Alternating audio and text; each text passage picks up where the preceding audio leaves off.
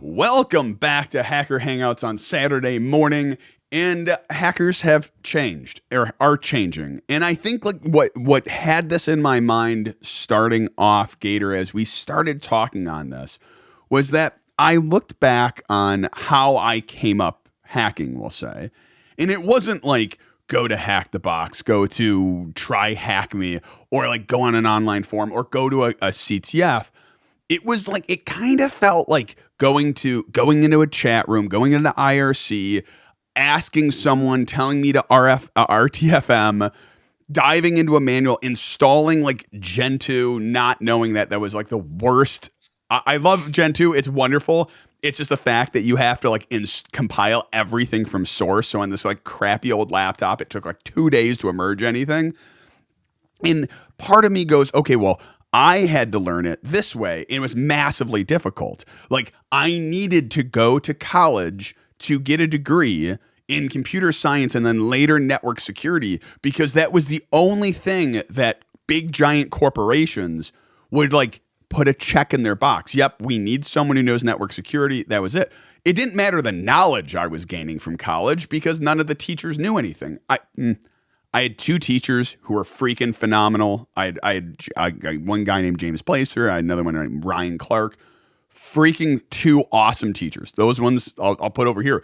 But with the exception of those, most teachers during that time could make way more money out in the field than they could there. So the only reason I was getting my degree was just to get the name. And then I got that. And then so I had to go through all of that painful crap to get the job. And then you got a job which required you to get like more experience. And it was just to be able to get pen testing. And pen testing was a new field. And like you had to go through all that crap. And now I look at it and then part of me goes, it's old man yelling at sky. In another way, it gets me like super excited. But now hacking's gone mainstream. We've gone mainstream. And it's now like hacking is, I would say pen testing specifically, because that was the niche I was in, is so much more easily accessible. And in some ways, this is the question I'm going to pose to you. Is that old way where you have to struggle and frustration and all of that, like, I'm probably remembering it wrong because I think every generation does that.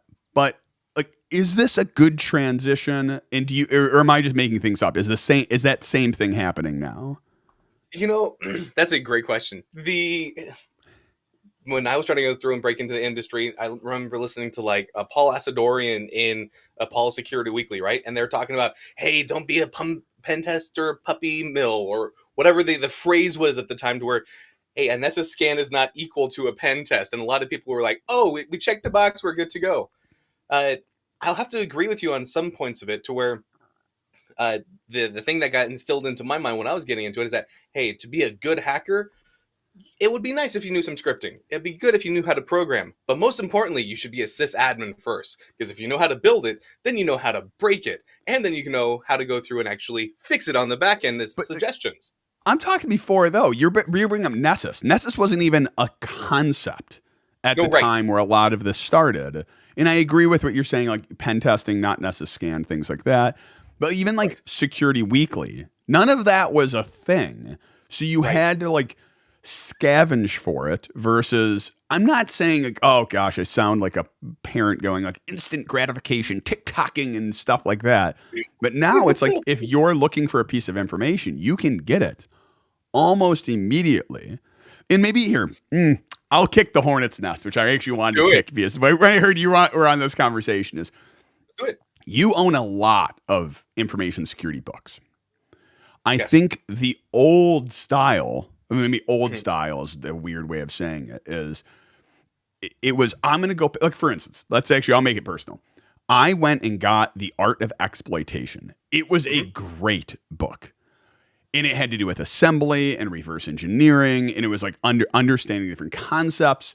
And I was so far over my skis. I had no idea what I was doing. And I think I felt cool though, because I was, everyone else was, I remember it was at St. Augustine on vacation. And like everyone's reading like novels or like some new romance novel or something like that. And here I am, like zero exploitation with a black hoodie on in the sun. No, I'm just kidding. But like Of course, in right. reading this thing, and I got about 25% through the book, and I realized like I can't learn this way. It's a great book, but I Right. need hands-on. And then I went and Yes. did my first like Unreal Tournament 2004 hack, which was like the first real hack I actually figured out. But it Nice. required hands-on. You have a ton of books. Do you feel like those were your mechanism to learn in the industry, or you kind of go, okay, I bought them, but they didn't. They're kind of sitting over there. So that's so trying to get into the industry. I live in a very small town, grew up in a very small town. So for me, I was hungry for knowledge and I was going to get it anywhere I could, whether it was online forums, whether it was books. After a while, I remember traveling outside of town for a job and then going to like a Barnes and Noble and dropping a good chunk of change to where it's like, hey, I'm getting this book on Netcat. I know I can use Netcat and this is something that I can follow along. Other ones was like silly books that I thought were in tune with the hacker culture, which come to find out, not so much. So some of the money was squandered there. But for me, I was just hungry for resources because there wasn't that many at the time and it was not as available as it is now for sure. Like literally the whole idea about being a sysadmin to get into pen testing was you have to have these baby steps before you can get to baby's first pen test. And now you can literally go to try hack me. You can literally go to No, hack in the box. I take Go ahead. exception to that comment though, because I was not a sysadmin. I never came up through that. So often and this is what it's so fascinating because you kind of have like, we'll say 3 tracks to pen testing. You are a sysadmin, you understand networking side, and then you start moving from that and you go, okay, how can I better protect my systems? Well, in order to do that, how do my systems get attacked? And you go down the networking route. Port scan, banner grab, Nessus, vulnerability scans, all of that stuff, and then start down like how do credential stuffing happen, like that. Other one is you're a programmer and you're building software, and then you build like web apps or, regardless of where you are in the stack, even if it's like a driver for some PLC or something like that, Right. is you're then going, how can I better protect my software? But you understand the underlying concepts. Me, mine was video game hacking. Like I wanted to become better at video. Like, so my first one was Red Alert. So, I had this awesome neighbor, freaking amazing neighbor who he was in computers. Like he did like, what was it? Like VLC, not VLC. They were big. Was it? No, it was big giant mainframes, which were like made to be very secure systems. Okay. And he had a laptop and then he had a desktop, which was unheard of that you would have 2 computers at this time. And it was when Command and Conquer Red Alert came out where they had a multiplayer. And the way you would play with each other was that you would have a serial connection between the systems, not like a network, not an Ethernet cable, but a serial connection between them. But here was the interesting part is you have to kind of like in the same way like GoldenEye where you'd like put a piece of paper or something to like do it. You had to have both computers turned away, but the serial cable is only like 3 feet long. Sure. I found that this was like the first like taste I got of hacking, or I would say, okay, cheating. It's just cheating, but it was like manipulating the system. I found that in these type of games, the RTS top down, you have shroud. That's like the black part, so you can't see the enemy's base and whatnot. And it's just an image file. Like it's legitimately a image they put over the map, so you could go and just tweak that image and make it transparent or delete it. And then all of a sudden there's no shroud on the entire map on your system. And then you have to actually rename it because when he plays on that system, because it was the bigger monitor, you had to put it back. And I only did this a few times because then it wasn't fun. And more or less when you do something cool, you have to show it off. Sure. But like that was my first taste. And I did it having no idea how to be able to fix it, And that was, I would say, a massive weakness when I came into the pen testing field as I knew how to break things, but I had very little understanding of how to fix things. The other piece you said, though, is in one of the books, you're like, I discovered Nmap or I discovered this. Early days, there wasn't a lot of resources knowing what tools exist, what Right. resources exist. Yep. Is that kind of where like your early days struggle was? Would you ask a question like, how do I know what systems are on my network? Exactly, right? So coming from like gaming on Windows and having Windows for school and whatnot, I was always interested in Linux and playing with Linux. But if you don't know how to phrase the question properly to go from this is what I'm doing in Windows and I want to try to do it on Linux, you have no idea what it's called or the tool that you need to use for that. So it was a gigantic hole of where do I go find out? Because sure, you had Nmap's site with the to where it has like the 100 top security tools, and they had little blips on each one of these things that what they'd be used for, but not that many examples. It was really, really hard to find out how to use what tools and when. So when other books much, much later on came out, like from the No Starch Press pen testing hand guide by Georgia Wheatman, it was great because it took a whole bunch of different concepts and smashed it into one. And then you could literally say, if you're interested in pen testing, here's a book from the hacker space. Here's your guide to go X, Y, and Z, knowing that most of the time when something's in physical book form, it's already out of date, which became the other issue that I found out over time is that the tools are changing so often. Like, remember my first DEF CON track I went to, and I was way over my head. It was a Metasploit Ruby on Rails talk and developing your own tool set.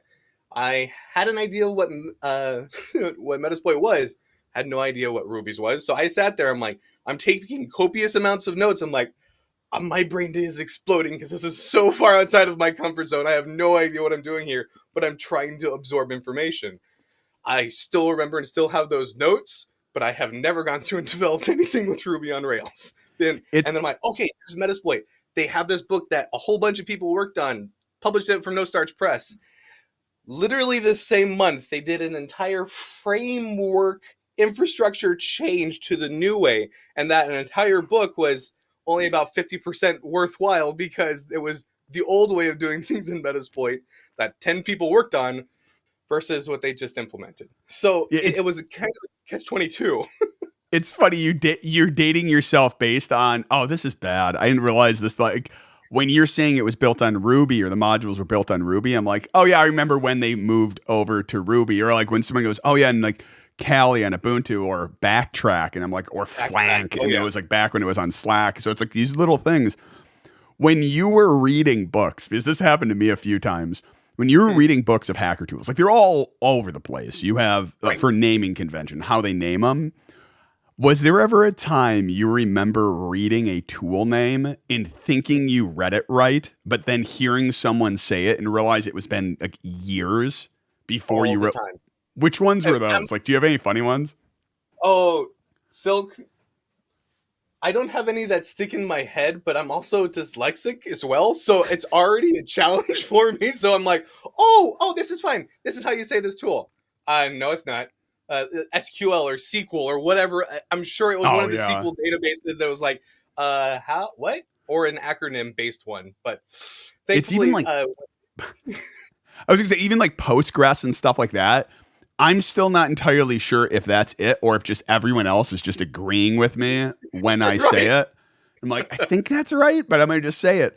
I think the one so it's funny because I felt like after you get a certain level, like you don't make this mistake anymore, but it is consistent. I think the most recent one I found, which is freaking hilarious. There's a UI framework for Java. It's kind of like Bootstrap, which is like a UI framework called Mantine. And I Okay. don't know why. I kind of like this was a for my website and developing some of this. I was like, I'm gonna find this, and I saw a lot of people on Reddit saying this was really cool. So Mhm. I read it though as man time, and I have no idea. And I for like a good like 2 months, like probably not as long as other ones, I referred to as man time.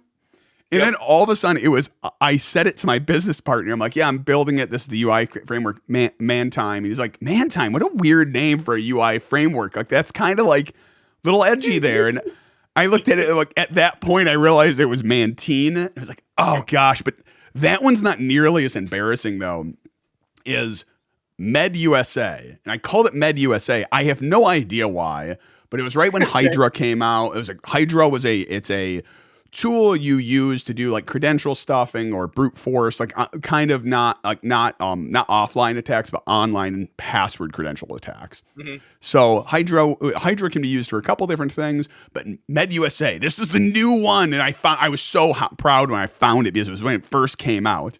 It's like, oh, Nice. MedUSA, this is cool, and it was early. I'm trying to remember when it came out, but I was doing an interview, and I wanted to like.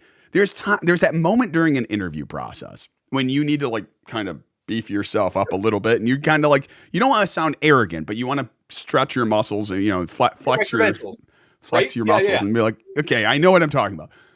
And they're like, okay, well, if you came onto a network, how would you go about doing it? And usually port scan, banner grab, and whatnot. So I go port scan, banner grab, all that, and I go, then you would start doing this. But if I found this and I wanted to flex, like, hey, I knew this new tool. I'm like, hey, so you would. I'd go there and I'd run MedUSA. And he's MedUSA. I'm not familiar with that one. I know Hydra. I go, yeah, Hydra, but it works a little bit better. It's a little bit more modularized when you go to brute force, like SMB and stuff like that, or Samba shares. Like, it works a little quicker, and it's sometimes you'd get this error coding where like it was valid, but it errored out. He's like, MedUSA. He goes, Medusa? And I go, in that moment, glass broke in my head because I had never seen the word Medusa spoken at the same time I had read it, because I never, I heard the word because I would listen to a lot of audiobooks. So I heard the word, but I never knew it was spelled. It was like the interview was just, now I made a joke and it worked out great, but it was one of those things, my face went beet red of like, these things happen in a bubble and you just have no idea. So absolutely. Yeah, it is comical to me though when you go from books, how much of that knowledge is shifted. So here's the question: we've been talking about books. You say the books have been, they go and they kind of like get antiquated pretty quick. Do you find certain books where you're like, I keep using that as a resource, where other ones are like, this was dead on delivery? So since I run a hackerspace, I usually grab the latest and greatest so then I can go through, read them myself, and then put them into the library for the hackerspace so other people can say, here's a recommendation on this given subject, or I don't have the resource. I bought this, though. Check it out. It should help. And ones that you keep on coming back to, I've ended up going to just one bookshelf behind me to where, well, actually, it's a bookshelf and a half. But so things do change over time when it comes to like the social engineering side of the house. Those ones seem to stick around a little bit longer, that you can read those over time and still get good nuggets from there. Unfortunately, we've had issues with that in the community, to where there have been issues with people not being forthcoming or treating other people the way that they should be treated. So some of those are not in my recommendation list now. There are older ones like, hey, back in the day, Kevin Mitnick wrote some pretty cool books in the day. Finding out how much he is now not necessarily held within the same regard as back 10, 15 years ago. It's information that you can glean from and then be able to say, here's the parts that are worthwhile to keep using. And when it comes specifically to books that I hand back out, it has more to do with methodology, to be honest with you, Silk. Folks like just getting into IT or wanting to get into like DevOps, DevSecOps or such, the Phoenix Handbook, and it's not a hacking book. The weird part is that it's the Phoenix Handbook, the DevOps Guide, and the Unicorn Project are usually the three that I suggest to folks getting into IT. When it comes to folks getting into hacking or cybersecurity, the two current ones, and while like I said, the one from George Wheatman was good, it is way outdated at this point. The Pen Testing 101 or Pen Tester's Guide. The current ones, though, let me go grab them.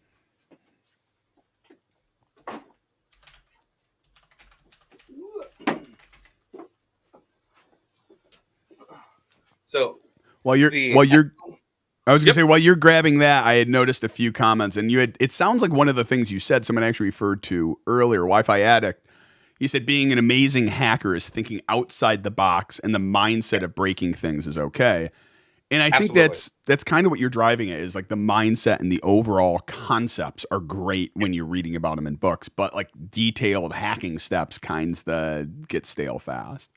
Because the problem is that anybody who's giving you an example, unless you have their same gear and you can do their exact same setup, it gets harder for you to understand if there is any step that I have a hiccup on. And if you're new to that, you don't have that sysadmin background or the networking background, it gets harder for you to troubleshoot. So when it comes to step-by-step guides, the ones that are online that everything is digital definitely help more, in my opinion, because all of them are consistent because the backend is there. But for the two that I would suggest at this point is probably the Ethical Hacking Hands-On to Introduction to Breaking In by Daniel G. Graham, and then the Cybersecurity for Small Networks by Seth N. Yep. Oh gosh, I am way off the reservation. Oh, that's hilarious. Let me get this fixed right now. Somehow this got flicked over. I totally just flashed that image of Gowrie from back then. Oh, that's really funny. Stream Deck did a thing here and somehow flicked us off. That has to be incredibly awkward. So That was the picture that popped up for like this dude who's like naked in a tree. He's not naked. He is wearing a loincloth. Is totally Gowrie from when we were doing that. The fact that he is an actor. Wow. I keep going there. Love it. So typically if you go to like the No Starch Press folks, they have up-to-date information. They actually vet their writers. So if you're getting it from No Starch, you're most likely good to go. If you're going from some other folks, honestly, I go through and go ask Twitter to see what the current books are people going through and using or recommending, and then pick them up from there. Because while No Starch is a pretty broad thumbs up across the board, I can't say that's true for the other publishers that are out there. Now, here's kind of shifting to knowledge. And how do you think the job, kind of, we've been talking about this contrast between the old guard and the new guard. And how do you think the job, like interviewing and finding a job, has changed? Because like something I said when we first started talking was when you were originally trying to get a job, you needed a degree. Like there was no way I would have ever gotten my first job doing pen testing if I didn't have a network security. Heck, I jumped through 3 different universities because I wanted my piece of paper that I got from university to say network security. And since it was just that degree program only came out in my 4th year at like one college, that's where I went to get that piece of paper. How do you think it's changed? Do you think you need a degree? Like, what are the kind of like the credentials? If you were going at it today, what would be your like first steps you would do? So I see that largely being determined by who you're trying to get employed by, right? I will say my path was I was paying for college out of my own pocket. I didn't want to go into debt because I wasn't making much money at the job. So I needed to be able to do things within my means. I went to a community college. And after a handful of like the A+, the Security Plus, Lego Robotics, which was a hoot and a half, I got to the point where it's like, they don't have a degree that's in cybersecurity or network. You could go get these certifications and it'll count towards a computer science or a computer programming degree. But the places that I'm looking to apply didn't need that. You needed the certifications. So I always saw the certifications as more important unless your dream job was to make sure that position actually had a degree. I didn't see degrees being the way to go. And that has changed over time, or if you're looking like to get your foot into the door, there are some places that you can do that pretty commonly. It doesn't matter where you live. If you end up going and working for like a government or a government contractor, there's hey, here's the minimum that you need, like the Security Plus and an operating system certification. That's the barrier to entry to start. Yeah, that's on the sysadmin side. Is that what you're more familiar with for applying for jobs at this point? Like, right. If you're hiring someone for your team, what do you look for? Like, if you're at their resume and you're looking at it, what ones do you go, nah, not a chance? Do you scan through looking for their degree? Like, does that even register on your list of requirements? So I will take note if they have a degree, but it's not the first thing I look for. I will look for what certifications they have and when they were obtained. Because for me, that lets me know if they're up to date, if they're continuing their education, because that's the more important thing, especially in this field, is that it's always changing. So if they're not willing to keep up to date on things, or if they don't have a blog that they've posted on in the last month, I am nervous that they're not a right fit because they're not staying hands-on in this area. So I will absolutely scan through it and look for a degree, but that's not the only thing. It's interesting you say blog, because I found myself when I was thinking through this question, like when I was at like it has changed. When I first started, when I was at General Electric looking through resumes, and that was like such a different struggle bus than the one now that's my company, and we're a much smaller company. At GE, you'd get like 8,000 resumes, and legitimately you would, I always make this joke, but it's like I'd throw out half of them because those people are unlucky, and I don't want anyone unlucky on my team. Like that's how utterly ridiculous it was, which you would have to throw out resumes for. I would search through all the resumes for OSCP or CEH. I hated the CEH at that time because it was just like a piece of paper one. I know it's changed. I have no idea about it now. But like, I would just search through anything which was a semblance of like maybe they might know what they're doing, just because you're sifting through 7,000, and then you would throw out resumes for any number of things. Like this font is too hard to read. This is too hard to read. Microsoft Word is not a skill. That's a piece of software. And you just toss them for any number of things. Right. And what I found was, even then and now, the thing which makes me pull a resume is someone calling me. Like at GE, it was awesome. Someone like found me on LinkedIn, said, "Hey, I submitted a resume. Are you to pull it?" And me, actually, two reasons I pulled it. One, because it made my job easier just grabbing it. Yep. Two, there was an internal referral program, so I could just refer them and then get like $400 if they were hired. And since I was the person hiring them, of course, I'm going to be like a little bit more motivated that I get my own referral. But like it showed that. But what was great is I got their resume and it was awesome. But I find now at my company, a college degree doesn't even, like, depending on the position, like if I'm hiring like a pen tester, like legitimately, college degree don't care about. Certifications don't really care about. They don't even register really. Like I like the CEH, but I'm looking for someone, and we've talked about this. Like I'm looking for someone. I use the word with passion, and I realize that is the wrong word. And even when you talk about DEF CON, people who go to DEF CON are not passionate.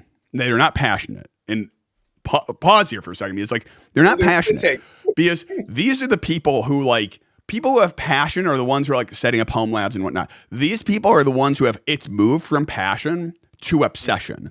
No reason you are going to fly from East Coast all the way to West Coast on a 5-hour flight to what amounts to like the butthole of America, where it's stupidly hot. I'm sorry for those who live here. That's probably terrible, but it's like 120 degrees. Like it's 120 degrees, and you go from 120 degrees outside to like -4 within the casino because they're blasting AC. Like there is no way.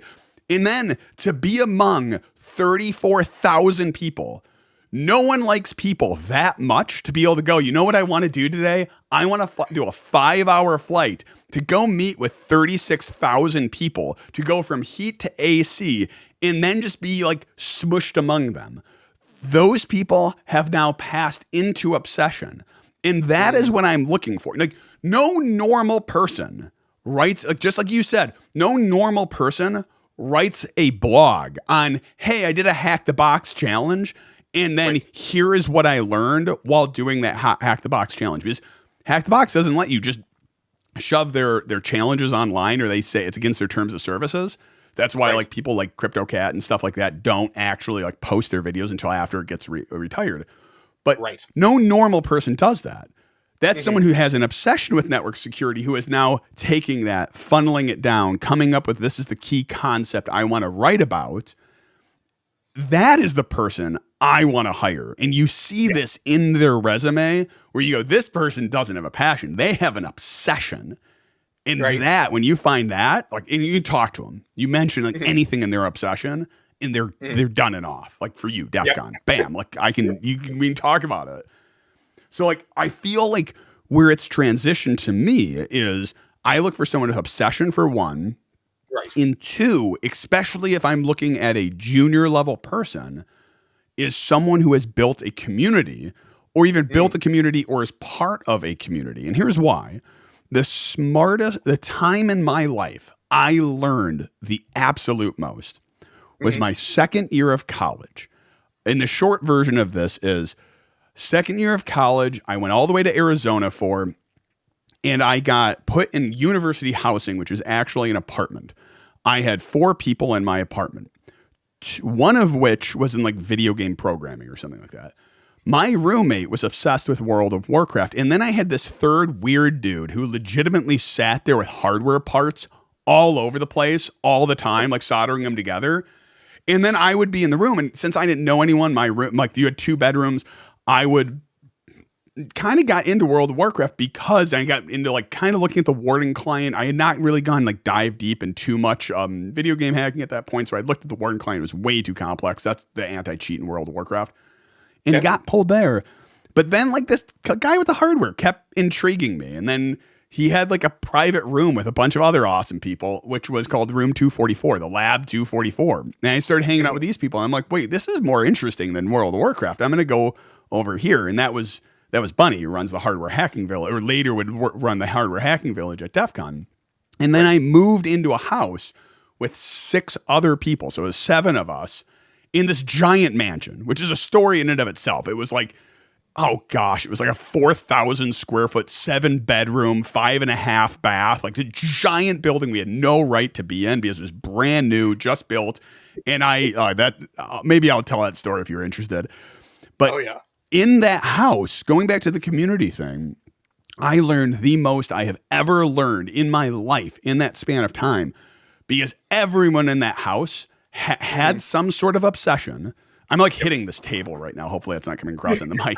But like every person in that house had an obsession with some topic, and it was incredible. They were all smarter than me in that topic. I mean, that sounds like horribly arrogant. They were all smarter than me in general too. But I could talk to them and I could learn so much. So like if I find someone on their resume as part of a community with other smart people, like a DC group, a local hacker space, I go, this is a person who's now moved into obsession, and I want that person.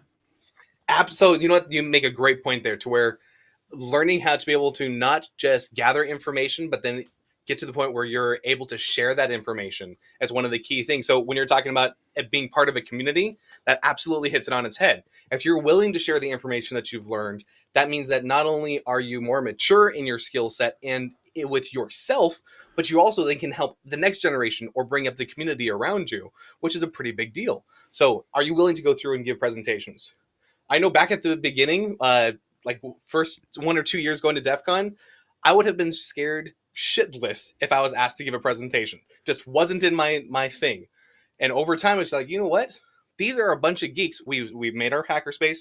We started meeting in one of our members' living room. And we did that for a year and a half. Every Friday or every other Friday, we'd get together and have a handful of presentations saying, hey, here's some funny meme that's up on screen. Here's the project that I was working on this week. Here's a silly name that was not our handle assigned to this person. Then they give their presentation.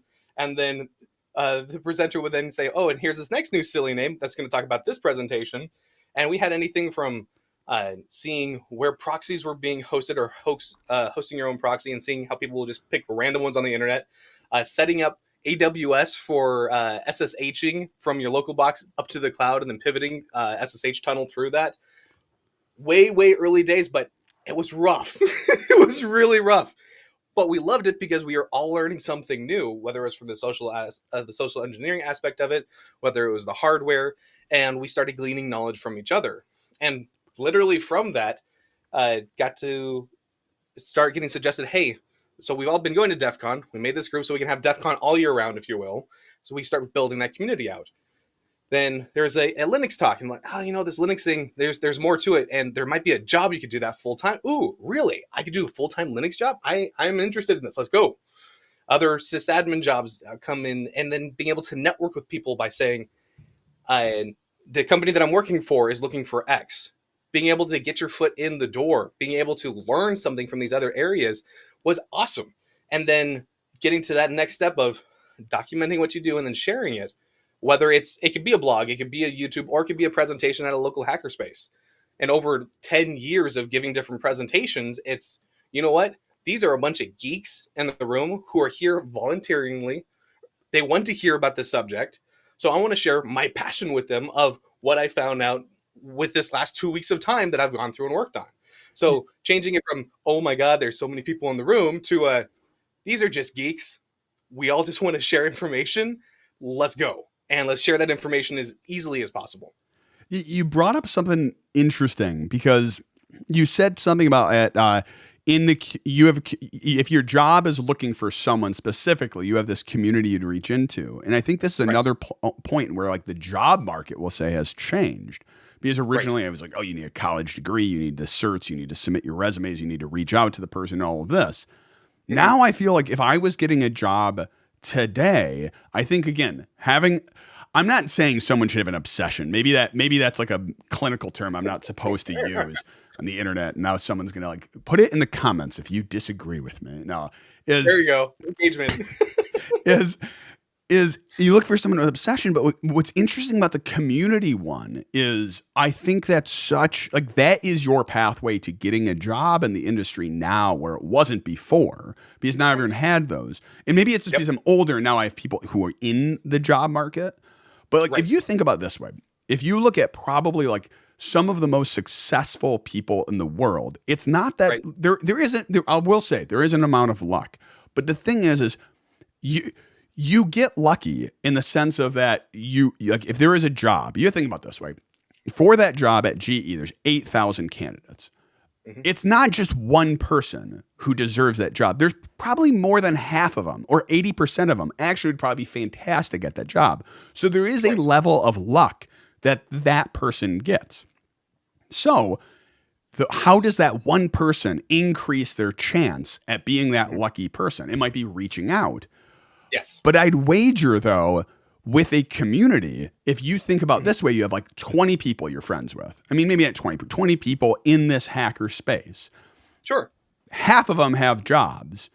I guarantee if you're in the cybersecurity space, most places are hiring right now and they need good candidates.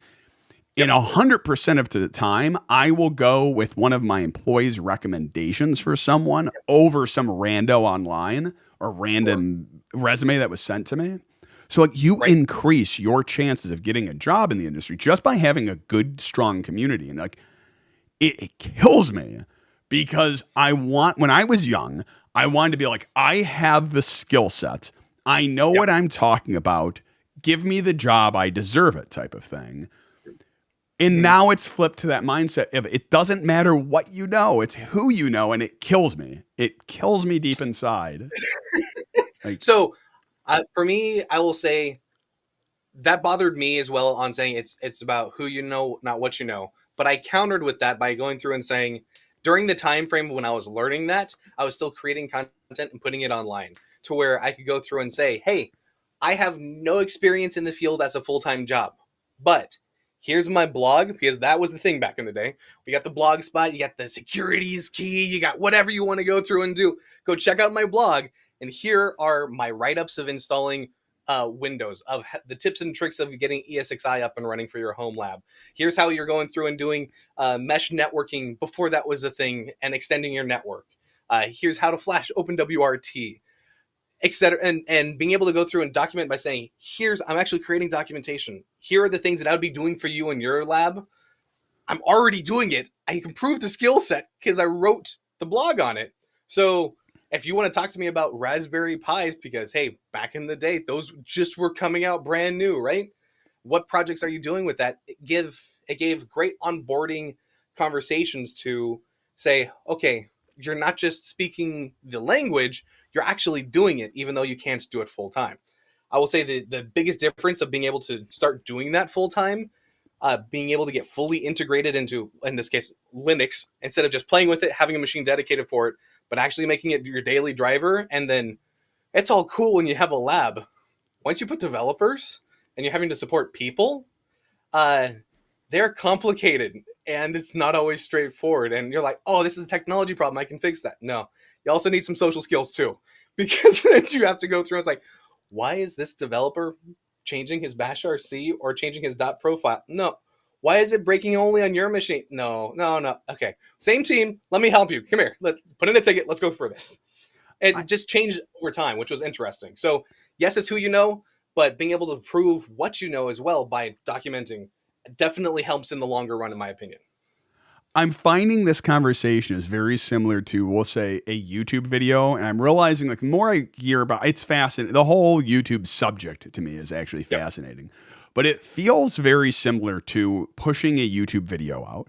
You can have the best YouTube video ever with the best content. You can have the skills and know it all, but no one will ever watch the video if you don't have an enticing title or thumbnail. If you don't have an enticing resume, Yep. or like that, or like the first abstract, or like, here's what I'm looking for at the top, no one will ever call you to find out what the content is. And that seems like almost what it is.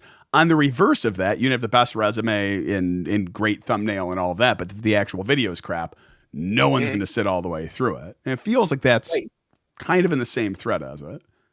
Yeah, I will say, and learning the YouTube side of it, I've been playing with it for about 4 years now, and I'm still not an expert in it. And they also change things over time to where, hey, been deep diving this, especially trying to be able to build it off of Linux tools over COVID, to where, hey, here's how you can do it for free. Instead of the equipment that everybody else is using, here's how to save a buck, use Linux in this area, use OBS, use this microphone setup, etc.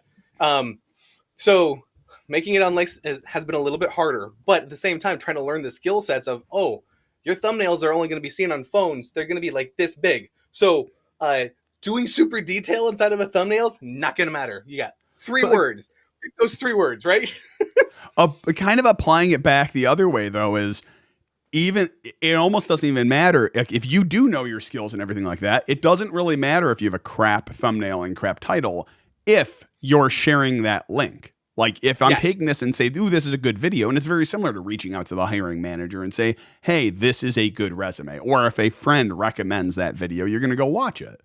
All right, let's breaking from this topic, unless you have more you want to mention. Something it's been at the front of my mind is obviously DEF CON. DEF CON's like, goodness, 88 days. I'm sure you have a timer with hours down. And I want to kind of look at it and say, okay, like the old days of DEF CON, it's like I started going like, I think it was like DEF CON 16-ish, somewhere around there. And what was interesting is it was only like, I think $100, $110 entry fee. Okay. And then now it went all the way up to like, oh goodness, it's now last year it was $340, I think. And then now, maybe it's Black Badge. I haven't really paid attention to it, or like gooning and stuff like that. So like that's my badge. Yet what's ended up happening is now, like this past year, they raised it like 25%. They went from $340 to $440, $460 if you buy it online, $440 if you buy it there. And I can't help but say is like, is this a barrier of entry that you would have for, like, let's say, the new generation? Like, is it now you have this shift where you go, okay, all knowledge is now available and a lot of these things are free, but now like you have something like this which bumps it up and go, okay, now is this going to kick out new people or want to try and experience DEF CON for the first time? So I will say the same. I got in with, this was DEF CON 17 was my first conference, and maybe I paid 15 then. Maybe I'm 15. So, either way, keep going. Gotcha. So the very first hardware badge and whatnot, or the first conference I ever went to, and I spent $180 to get into DEF CON that year, or it could have been $170 because it usually stayed on par with $10 bills with each year, right? For the longest time, and then over time it started getting more expensive. So for me, barely over 18, trying to go through and get a hotel on the Strip. The Riviera is where it was held at that year, and that's the only place that you, as under an 18-year-old, could go through and actually go get a place to be able to stay on the Strip, because any place else you had to be over 18. So and if you were under 18, you had to bring your parents, and the closest hotel, if Riviera is there, is Circus Circus. So that was awakening for my parents when we arrived at Circus Circus that year. Yeah. There are some things in Circus Circus you can't unsee. And I'll just leave it at that. But when it comes to, okay, you're driving there, so you've got gas money. For me, I live on the West Coast, so it was not a flight for me, it was driving. So is that less expensive? Yes. But you still have to have the car that's in working order to get out of town. You have to be able to have the gas to be able to get there. You have to be able to park it someplace. Back in the day, it didn't cost for parking, which was kind of nice. As where now, it absolutely does.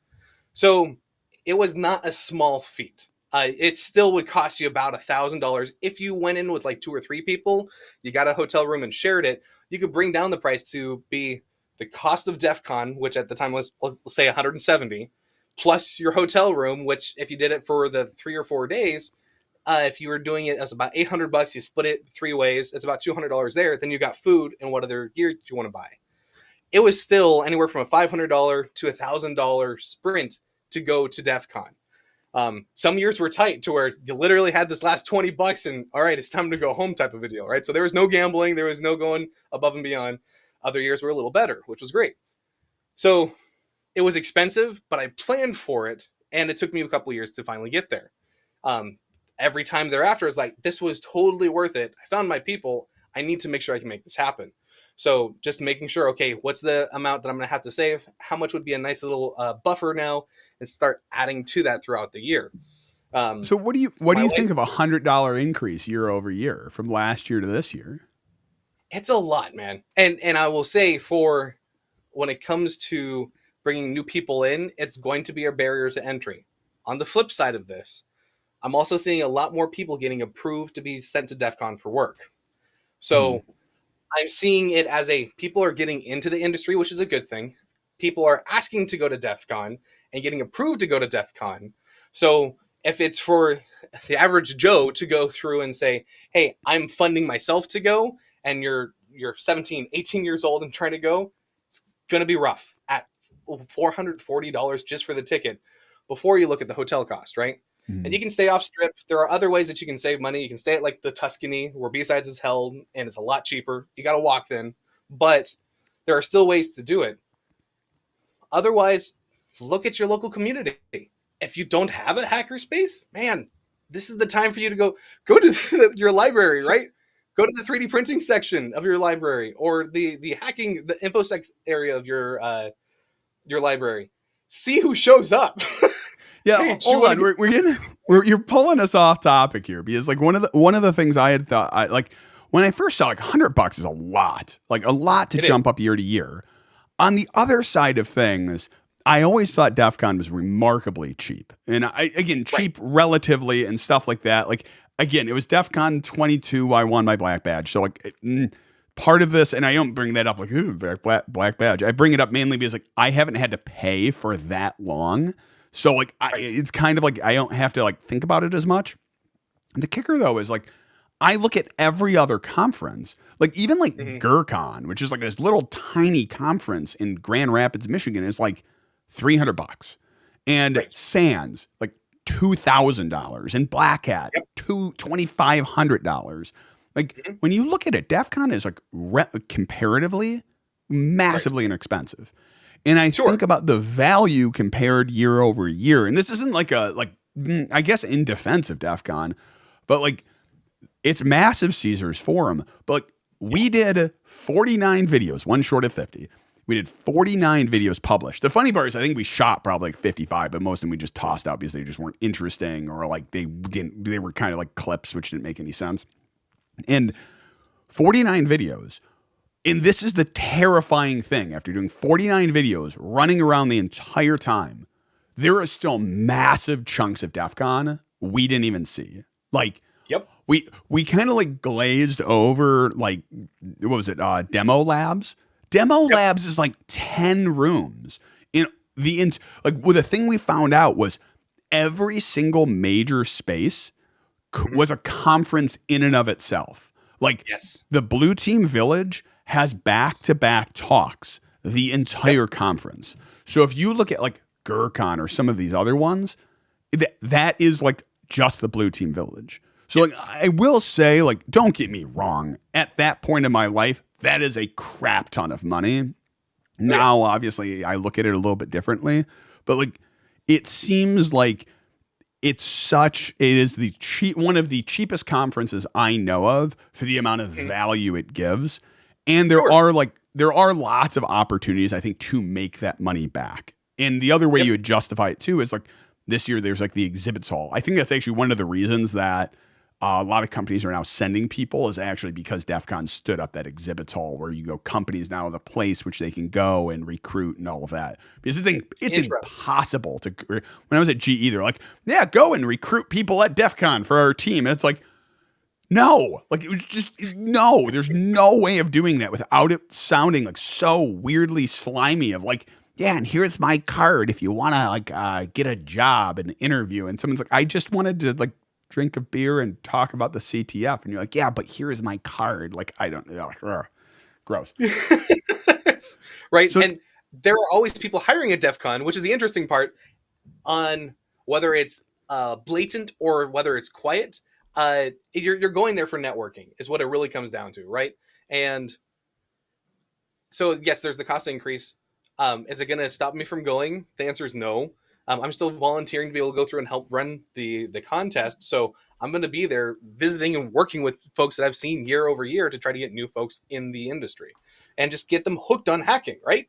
Get that hacker mindset and just run with it. So yes, it's a little bit more expensive than it was back in our days, but it's totally worth it still, in my opinion. And to your point of there's more content than you can see there in 1 year. Yeah, I would say for me to try to go from corner to corner, it took me about 4 years. But learning that, hey, the talks are going to be online. So go do the things live that aren't recorded, whether that's the contests, whether that's the Sky Talks, because they're not recorded. Go in there, take handwritten notes. You're going to get some awesome gems there.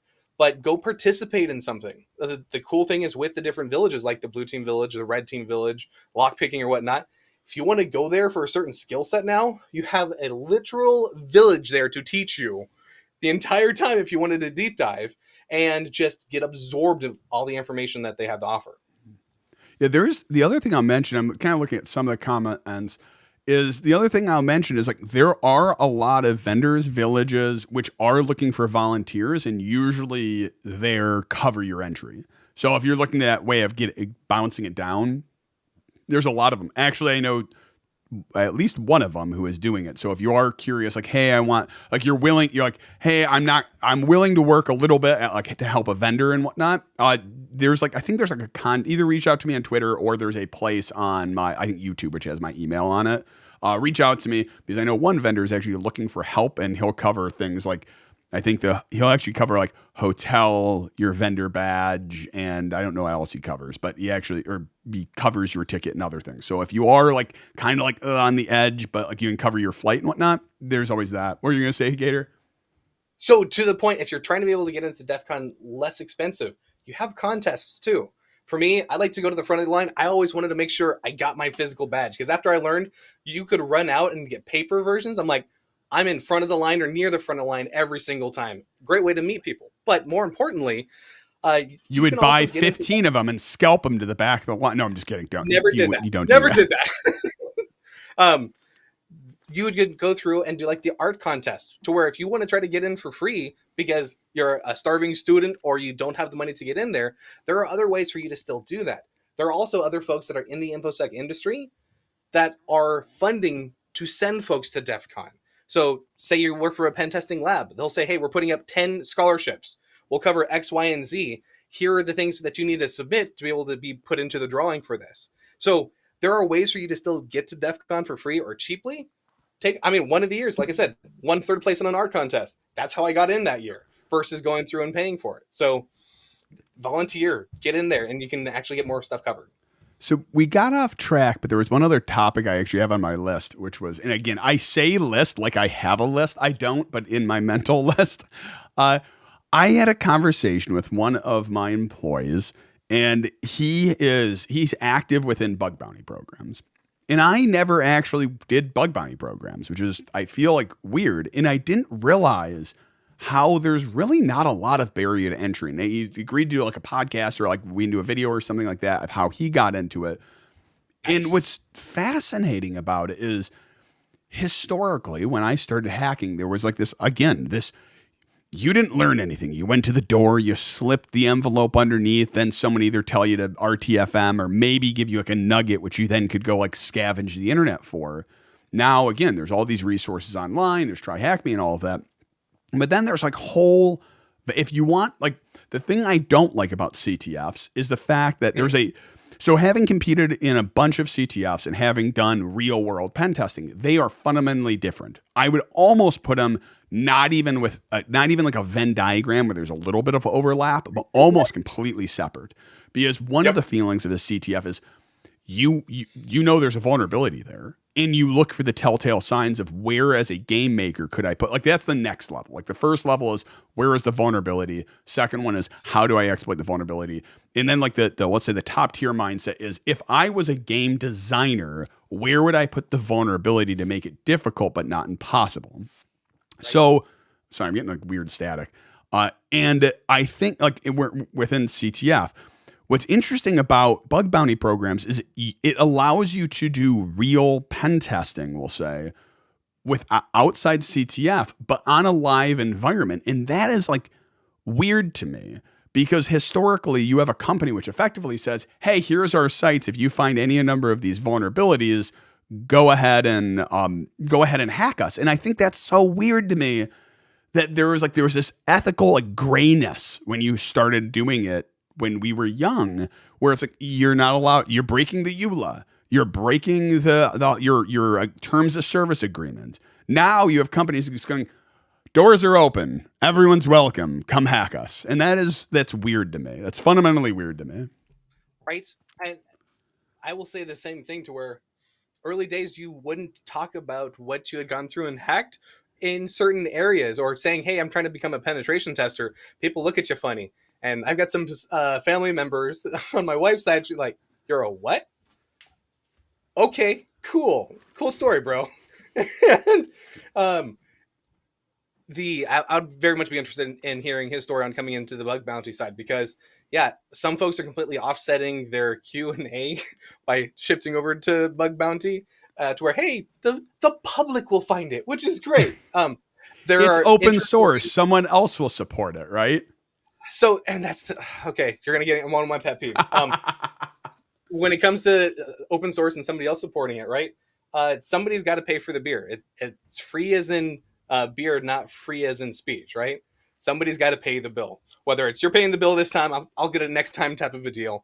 When it comes to the bug bounty programs, there are opportunities for folks to be able to go look for these problems, these vulnerabilities, but there's also the ability for you to waste a lot of your time and not get a payout after you're 6 months into something.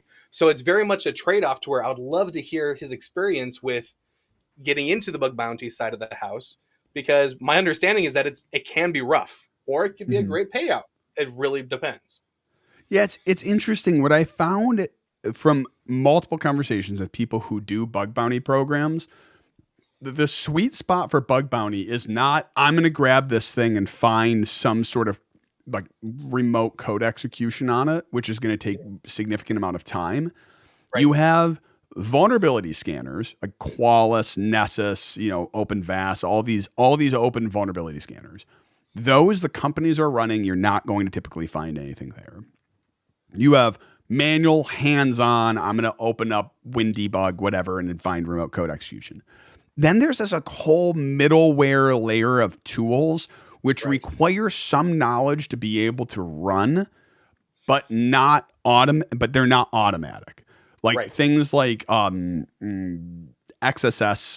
stress tester, or where you're looking for cross-site scripting across the board, where you have to do, or like Thuff, where I'm going to do like a Dirtbuster. Like that Thuff is like a Rust version of Dirtbuster, where I'm going to rip through all the domains. I'm going to rip through all the URLs, see if I can find something there. Then I'm going to run all of those URLs against my XSS stress tester, because it requires effort. And that's the sweet spot. Because if you find reflected cross-site scripting using that tool, you might find 15, 20, 30 of those vulnerabilities and be able to submit them all separately. And they pay like $100 per cross-site scripting. And then you can find yourself with like a $3,000 payout.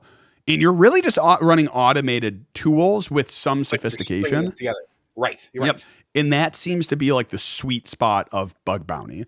The ones you hear where someone gets like $1 million payout or something like that, those are someone who has one piece of software and dives down deep into it, like, Jihad or something like that, finding a new jailbreak or something like that. That's in a different level. But like it's weird to me though, because like he hasn't been in the industry for decades. Like that's mind-blowing to me, because it's not an expert. He doesn't have a degree. He hasn't been in the industry. He doesn't have 15 years. He has 1 year pen testing. Like 1 year. and he's doing bug bounty. That is nuts to me. So I will say a little bit of jadedness on my side too, to where a couple of new folks to the industry have now pivoted into InfoSec or into pen testing, SOC analyst or whatever else. And it's like, oh, you walked in and you got the job. Awesome. I am so happy for you. You're now making some serious money compared to what you were doing. That means life can get more comfortable and you're now in your passion and you're kicking ass and taking names and you're 9 months into the job. Good on you. What the shit have I been doing with my sysadmin career to try to get to this point? And by going through and saying, you know what, if the industry is now to the point where we absolutely have needed folks for a long time, and trying to bring up the knowledge level to the point where we can have somebody come off the street, go through some training, and then start working on these things, that means we're getting more eyeballs on our secure or insecure bits, which is exactly what we need. While I'll say I've got the past experience of the sysadmin work, we need all sorts. So if it's a 1 year or a 9 month, kick ass, take names. There's still ways for us to be able to float that boat. And I'm not going to be jaded about it. I know it's so funny you say that, because like it's funny. We talked about imposter syndrome and stuff like that, but like I feel like fundamentally I'm having like the 101 like social media imposter syndrome type of thing. Like, and it's like, okay, like people post their I don't know, beautiful bikini pictures. That's what I do. When I go to the beach, I post my bikini pictures. But like people post like their best moments on Instagram, and you don't see all the crap that goes behind the scenes. And I feel like I can look at those and be like, these people are like, why would anyone actually think any of this social media stuff is real? Yet at the exact same time, I see someone post like a bug bounty and go, what am I doing with my life that I'm sitting here not doing bug bounty? And it's just like, I'm sitting here laughing about it now that I say it out loud, but it is like the 101 social media. I have imposter syndrome online. It's one of the reasons I haven't put out a video in forever, because I go, I have nothing to say about getting hired in the industry that hasn't been said before. I have nothing to say about bug bounty because I have no idea on how that works. So it's incredible to me. There is content out there. One of the things that I've had to change my mindset over the last 9 months or so legitimately, is that I've been collecting information. I've been sharing information with my hacker space, but because of my previous privacy concerns and previous employers and such, I didn't put a lot of that online. Doing the Hacker Hangouts for the last couple of years has been the most exposure to where I've been doing other things privately with other handles. But I want to share this data, but I need to get better at it. And that takes time to learn. So it's tough to where it's like, oh, you know, while some of the information that I have said has been said by other people, going from my personal perspective and how I used the tool or used this area has been something that's unique to me that I can share. I'm not talking about a tool I haven't used. I'm not going to talk about something else that I have no knowledge on. Here's something I'm excited about because I just found it. And I'm going to take you on the journey as I go along with this, right? It helps be able to change the perspective of, while I want to be able to help educate other people, it's out of something that I'm passionate for, that I'm just sharing from my point of view. And that's the one thing that nobody else has, is my point of view. So if that means it clicks for one other person saying, oh, here's how you'd use that tool as of their example, cool, I got 2 thumbs up, my job's done, I can keep on moving on. So that's the way that I've gone through and changed my mindset to actually start pushing things online. I think one of the pieces you hit, and this is where like I love Peter McKinnon's videos. There's Peter Lindgren, who just like they're photographers. They're photographers, they're filmmakers. You look at Casey Neistat, like I love his videos as well. He's so good at storytelling. And I'm hitting that point. You hit it even like in hacking and whatnot, where as you start off and you're like, okay, I gain a bunch of knowledge. Okay, I'm super smart and whatnot.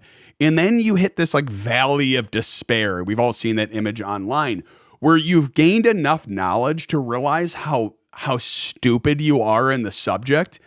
And I'm at that within video and YouTube. I need to bump myself out of it. But you're like, there's so much to know. And these people, like the thing which you're like, oh, I think I'm a good storyteller. And you realize like, No, these people are so good at it, and they do it, and they've honed that skill. And it's just one of those things where you hit it in hacking as well, where you go, you hit this dead spot of like, I realize how stupid I am, and you can get just trapped in it. But I do think the cool thing within cybersecurity and pen testing and all of that is you realize that there is so much specialization you can have. And that's what makes you unique in the field. There are better pen testers than me. There's better anything than me.